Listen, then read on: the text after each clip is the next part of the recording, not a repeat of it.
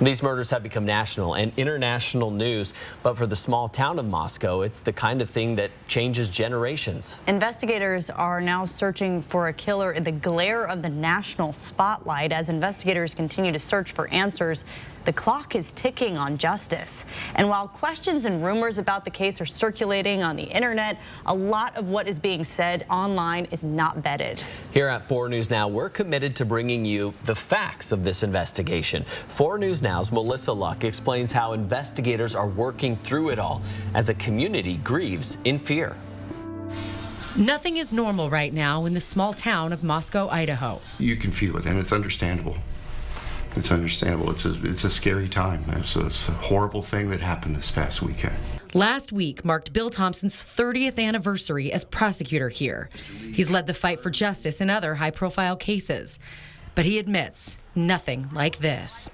The gruesome murders of 4 college students, and now 5 days without a suspect. Moscow Police Department with the state police and the FBI have brought in probably more resources than I've ever seen in an investigation in 30 years here in Latah County to try to answer those questions. Yeah. I'm just hoping they find the answers soon. That hope felt across this community and across the Pacific Northwest.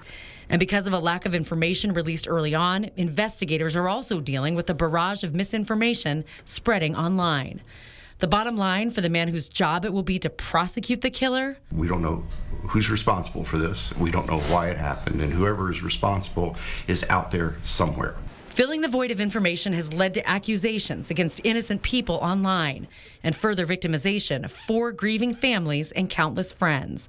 So why not just fill in the gaps? Thompson says investigators have a very specific reason for not doing so.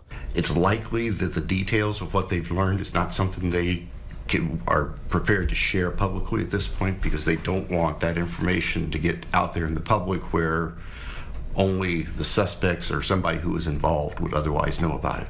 Tonight, we know for sure the victims were killed with a large knife, that investigators have even left the state to interview people who may have been in contact with the victims, and that investigators don't know who did this or why. He stressed the importance of what happened in the hours between the likely time of the murders and the time someone called 911. Everything that occurred leading up to the time of death, and then from the time of death till the officers were notified or the report was made, is crucial information. So many questions and so few answers.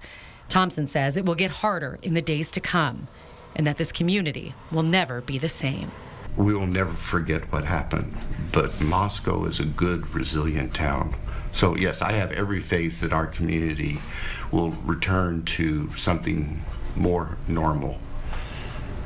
But this is always going to be part of our history. I'm Melissa Luck, 4 News Now.